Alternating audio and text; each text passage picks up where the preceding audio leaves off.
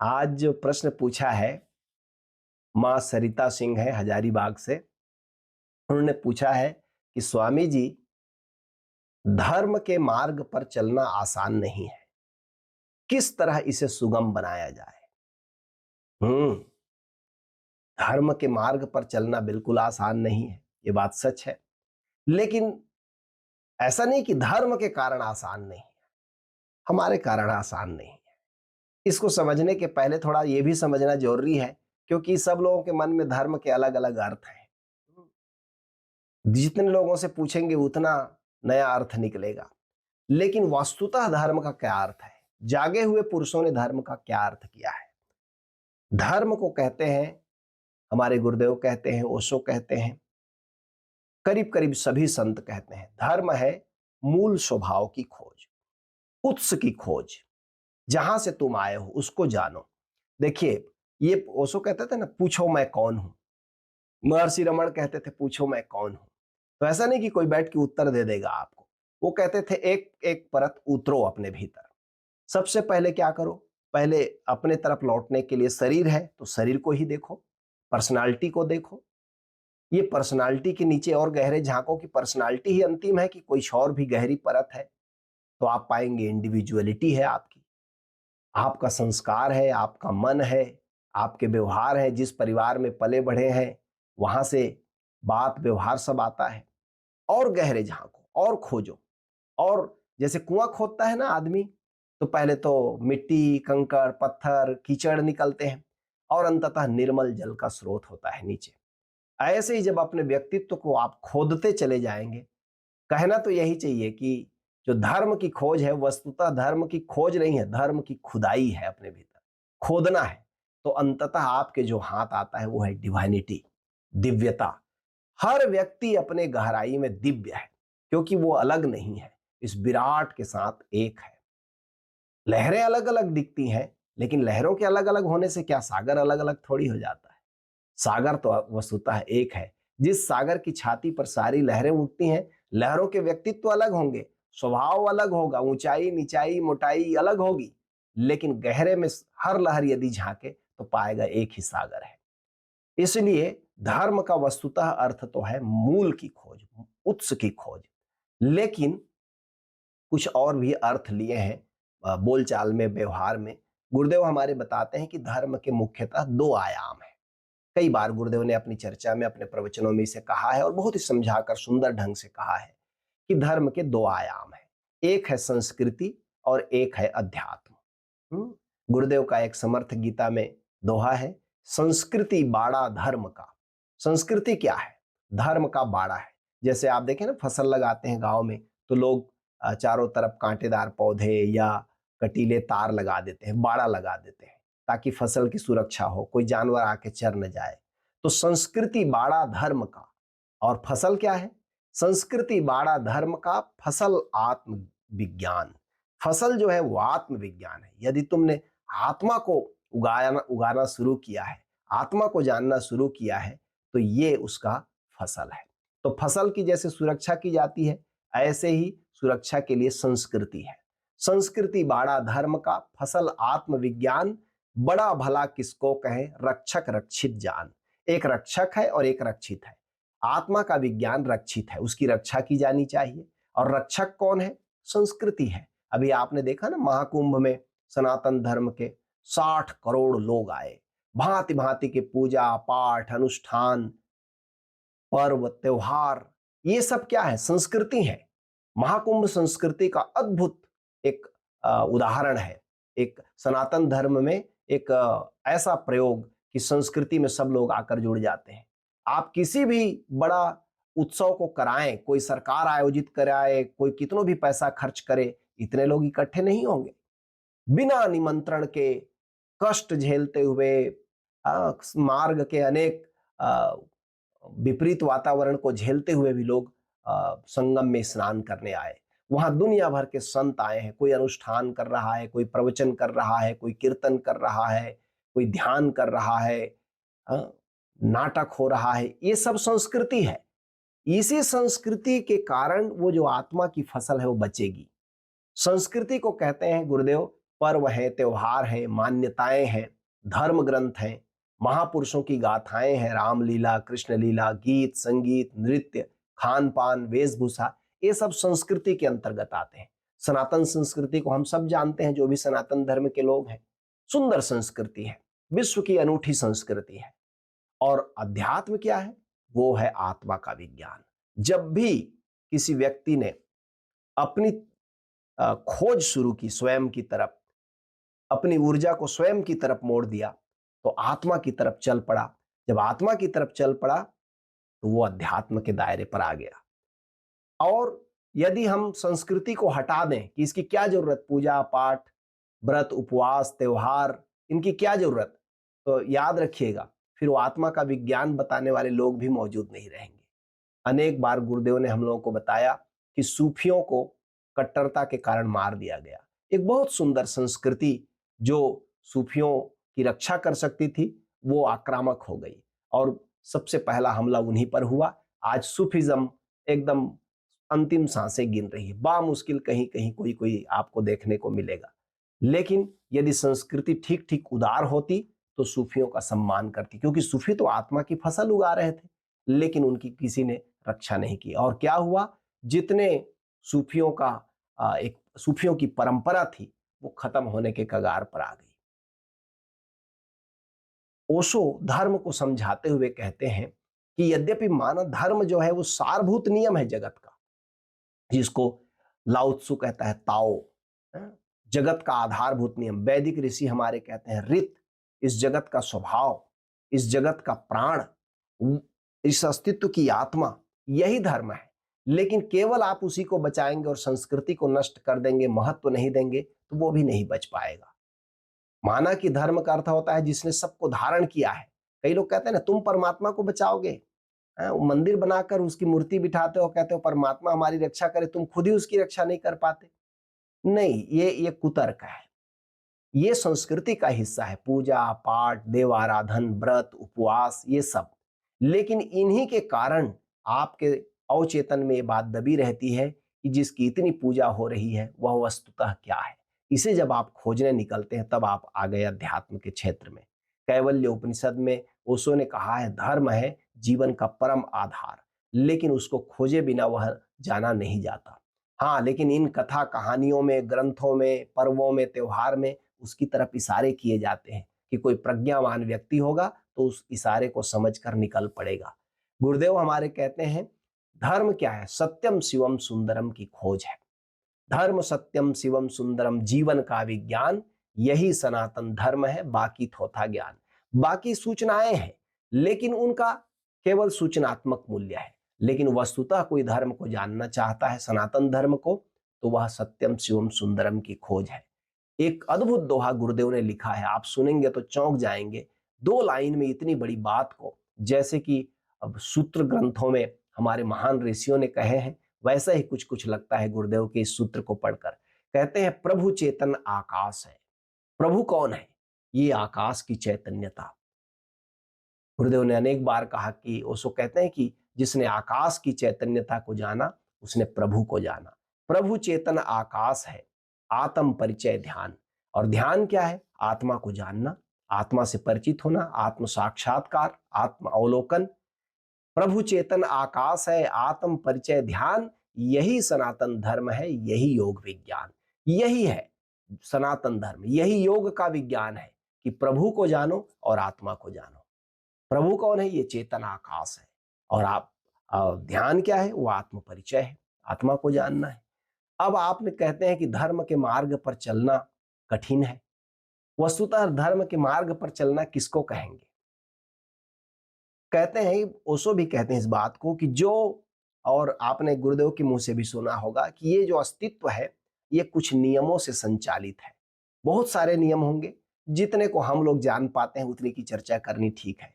गुरुदेव ने एक जगह पुरी में जब उपनिषद लिया तो मुख्यतः 12 नियमों की चर्चा की। 12 नियमों से ये जगत परिचालित है। इतना विराट ताना बाना रिदमिक चल रहा है, लयबद्ध चल रहा है। ये इन नियमों को जानकर, इन प्रकृति के नियमों के साथ जो अपना अनुकूलन कर लेता है, अनुकूलन साध लेता है, बिल्कुल आंतरिक छंद साध लेता है, हार्मनी डेवलप कर लेता है, वह धर्म को उपलब्ध हो जाता है। यह है धर्म के मार्ग पर चलना। उन 12 नियमों को जानना चाहिए, लेकिन समयाभाव के कारण मैं यहाँ पर नहीं बता पाऊंगा। लेकिन जब आप वसुधारा में धर्म दृष्टि प्रज्ञा करने आएंगे तो हम उसमें वो अस्तित्व के 12 नियम को विस्तार से चर्चा करके समझाते हैं।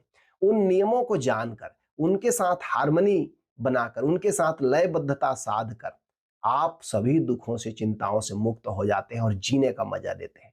भगवान बुद्ध उसी को कहते हैं एस धम्मो सनातनो, यही सनातन धर्म है। ये जो नियम को जान लेना, ये जो हुकुम से, जिस हुकुम से चल रहा है जगत, उस हुकुम को जान लेना, तो आप हुकुम को जान लेते हो और हुक्मी को पहचान लेते हो। कहते हैं कि धर्म के मार्ग पर आप पूछते हैं आत्मज्ञान की तरफ। धर्म के मार्ग मतलब आत्मज्ञान। आत्मज्ञान की तरफ चलना आसान क्यों नहीं है? सभी संतों ने कहा है कि कठिन है, लेकिन कठिन किसके कारण है? कबीर साहब तो खुद ही कहते हैं कि लंबा मार्ग दूर घर, बिकट पंथ बहुमार, कह संतों क्यों पाइए दुर्लभ हरि दीदार। कहते हैं लंबा है मार्ग, दूर है उसका घर, रास्ते में बहुत परेशानियां हैं। कहते हैं संतों कैसे पाओगे हरि का दीदार, परमात्मा का दर्शन कैसे पाओगे? बड़ा कठिन है। आनंद गीता में गुरुदेव ने भी लिखा है कि चलते हैं लाखों लोग यहाँ पर, कुछ ही मंजिल पाते हैं। बहुत कठिन है। लेकिन कठिन किस लिए है? क्या धर्म कठिन है? नहीं, जरा भी नहीं कठिन है। तो किस कारण है? कहते हैं गुरुदेव चलते हैं लाखों लोग यहाँ पर, कुछ ही मंजिल पाते हैं। इसलिए नहीं कि राह कठिन, इसलिए कि रुक रुक जाते हैं। मृत्यु से मत होना गाफिल, इल्हाम जिंदगी की मंजिल, संबोधिम शरणम गच्छामि भज ओसो शरणम गच्छामि। रुक रुक जाते हैं।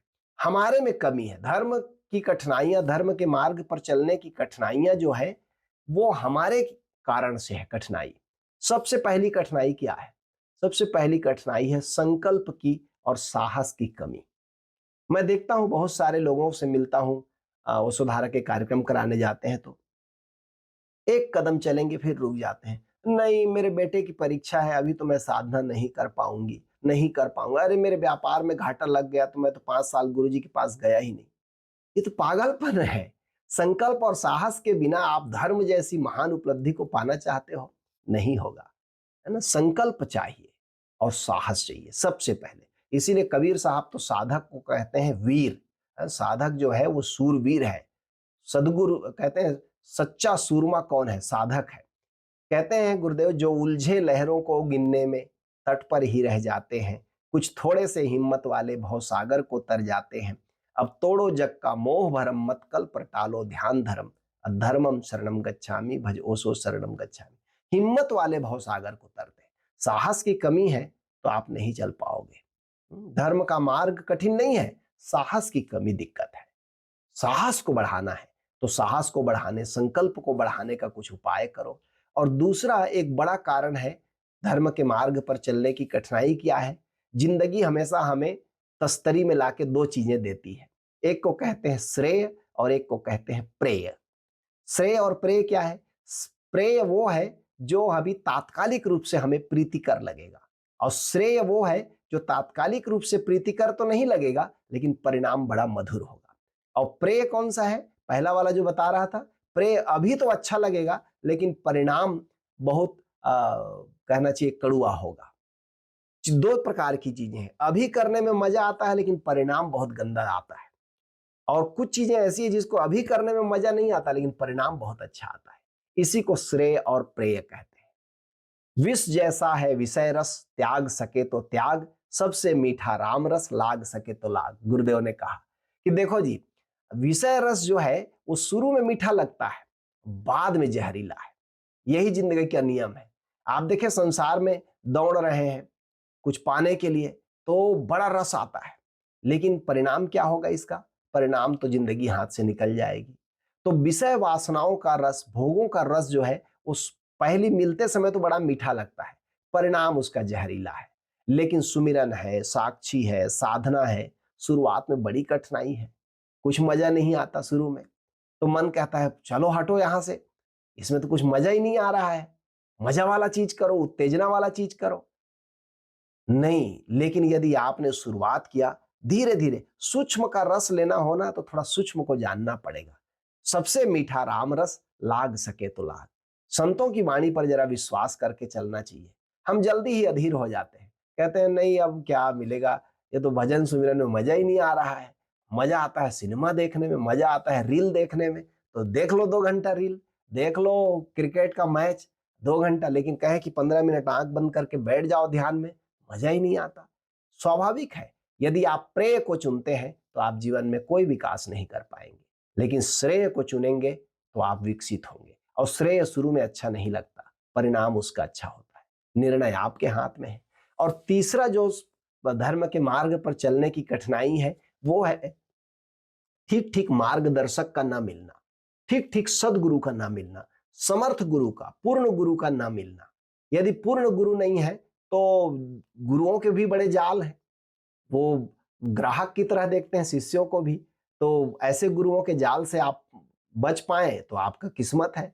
ठीक सदगुरु जो वास्तविक धर्म की तरफ आपको ले चलता है, आत्मज्ञान की तरफ ले चलता है, तभी तो सदगुरु है।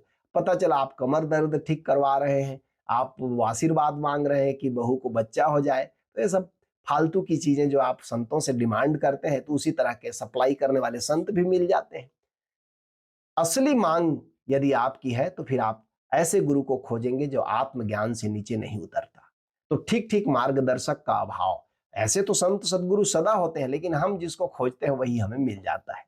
और चौथा बाधा है धर्म के मार्ग पर चलने में कठिनाई है, भय और लोभ की पुरानी आदतें। हम जन्मों जन्मों से या तो भय में जिए हैं या लोभ में जिए हैं, अब भी वही काम करता है। अब हम साधना भी करते हैं तो इन्हीं दोनों में से परिचालित होते हैं, कि या तो भय के कारण साधना करते हैं कि कुछ गड़बड़ ना हो जाए, या लोभ के कारण कि अच्छा, तो मैं मजाक सुना रहा था कि एक आदमी ने बड़ी तपस्या की शिव जी की, और शिव जी प्रसन्न हुए, तो आदमी बड़ा निराश हो गया। उसने कहा कैसे मेरे आने पर तुम प्रसन्न नहीं हुए? बोले बीच का कड़ी गायब हो गया, बीच में तपस्या भंग करने के लिए अप्सराएं आती हैं, वो तो आई नहीं, आप सीधा आ गए, तो मजा नहीं आया। पहले वो वाला पार्ट लाइए, बीच वाली कड़ी लाइए, अप्सराएं लाइए। लोग क्या क्या खोज रहे हैं। भय और लोभ की पुरानी आदत है, ये भी धर्म के मार्ग पर चलने में कठिनाई बनाती। आपने पूछा किस तरह इसे सुगम बनाया जाए, बस 4 चीजें कीजिए और धर्म के मार्ग पर चलना सुगम होगा। धर्म के कारण तो हमेशा सुगम है, आपके कारण भी सुगम हो जाएगा। सबसे पहले राइट मास्टर की खोज कीजिए, सदगुरु की खोज करिए, आपका मार्गदर्शक ऐसा हो जो खुद वहां पहुंचा हो, तभी।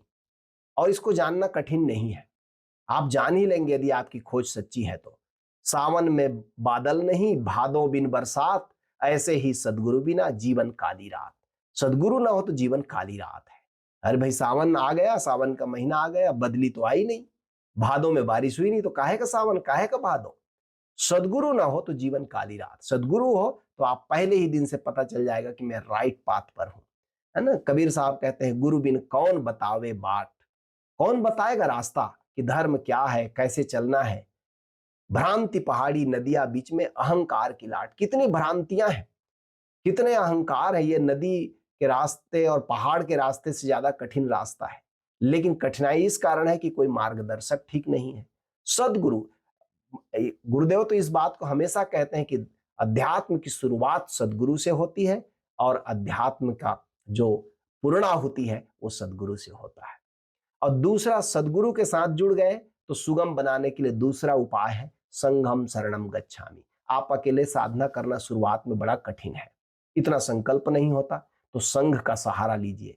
इसलिए हर सदगुरु संघ बनाता है, एक परिवार बनाता है साधकों का। जैसे हमारा वसुधारा परिवार है, आप आते हैं आश्रम में, साधना करते हैं, बहुत लोग कर रहे हैं, उस प्रवाह में आप भी चल पड़ते हैं। अकेले में बड़ा कठिन होता है। यहां मैं देखता हूं लोग 4 4 बार समाधि में डूबते हैं, घर में एक बार डूबना मुश्किल है, क्योंकि वहां आप अकेले हैं। यहाँ और भी हाल में बैठे हुए लोग हैं, 100 150 लोग बैठे हैं, आप उस प्रवाह में चेतना के बह जाते हैं, आप भी डूब जाते हैं, 4 4 बार समाधि करते हैं। तो संघम शरणम गच्छामि। और दूसरा, ये प्रेरणा के लिए जो सत्संग, इसीलिए गुरुदेव ने ये धर्म चक्र को हर रविवार को रखा है कि सुनते रहें, गुनते रहें, चर्चा करते रहें, प्यास जगी रहेगी, नहीं तो संसार हावी हो जाता है। और तीसरी बात कि जो गुरुदेव ने कहा था ना कि सदा अंत को ध्यान में रखें, मृत्यु से मत होना गाफिल, इल्हाम जिंदगी की मंजिल। मृत्यु को भूलना नहीं है, क्षण क्षण वो एक एक कदम हमारे नजदीक आ रहा है, शरीर का समय ज्यादा नहीं है। इस बात को जो जानता है वो व्यक्ति एक क्षण को भी मूर्खताओं में नहीं गंवाएगा, वो चल पड़ेगा, हर चीज को साधना बनाने का प्रयास करेगा। और चौथा है, एक साधना में निरंतरता चाहिए, निरंतर साधना और धैर्य। विष्णु पुराण का श्लोक है, धृति क्षमा दमः स्तोयम शौचम इंद्रिय निग्रह धीर विद्या सत्यम अक्रोधो दशकम धर्म लक्षणम। धर्म के 10 लक्षण है, उसमें सबसे पहला लक्षण है धैर्य। जिस व्यक्ति के पास धैर्य नहीं है वो साधना में आगे नहीं बढ़ सकता, धर्म के मार्ग पर चल नहीं सकता। गुरुदेव कहते हैं, मगध बसे या अवध में, काशी या शमशान, मुख्य बात है साधना, साक्षी सुमिरन ध्यान। साक्षी में, सुमिरन में, ध्यान में जीने वाला व्यक्ति धीरे धीरे उसको जीवन का अभिन्न हिस्सा बना लेता है। और कब इस भवसागर को पार कर लिया, भवसागर बाहर नहीं है, भवसागर भीतर है। ये जो विचारों का तांता है, कैसे इसको पार कर लिया, कामनाओं के पार चला गया, इस पता ही नहीं चलेगा कब हो गया। बस थोड़ा संघ का सहारा, सदगुरु का सहारा और अपनी साधना, ये 3 चीज को संभालना है।